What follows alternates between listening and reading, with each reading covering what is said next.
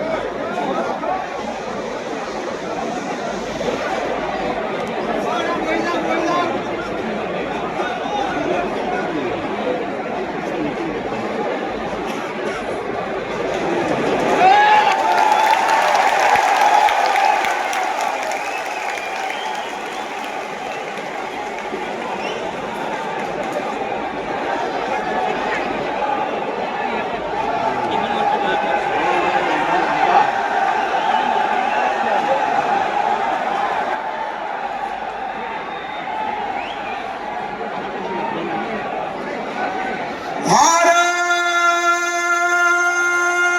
माता के,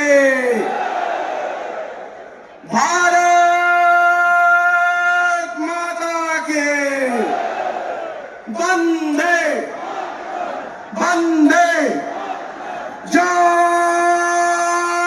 होम, जय होम। আমার সকলো নেতৃবৰ্গ আমাৰ মাজত উপস্থিত হৈছেহি। অসম মানে অতিথি পৰায়ণ, সকলোকে এটা বিশাল হাত চাপৰিৰে সৈতে মাননীয় নেতৃবৰ্গক আদৰণি জনাবৰ বাবে অনুৰোধ জনাইছো। ভাৰত মাতা কি।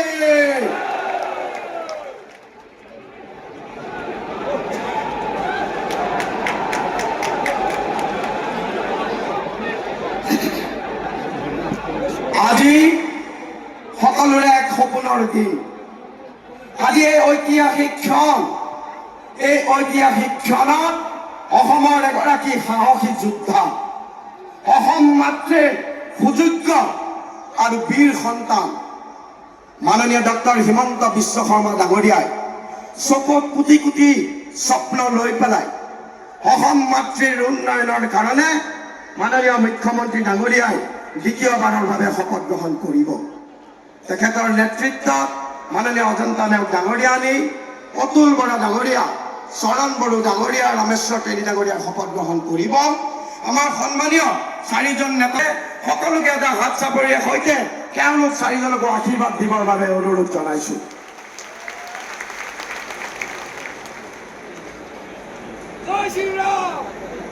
অসমৰ মাননীয় ৰাজ্যপাল লক্ষ্মণ প্ৰসাদ আচাৰ্য ডাঙৰীয়াও আমাৰ মাজত উপস্থিত হৈছেহি। মাননীয় আচাৰ্য ডাঙৰীয়াক এটা হাত চাপৰিৰ সৈতে শ্ৰদ্ধা জনাবৰ বাবে অনুৰোধ জনাইছো।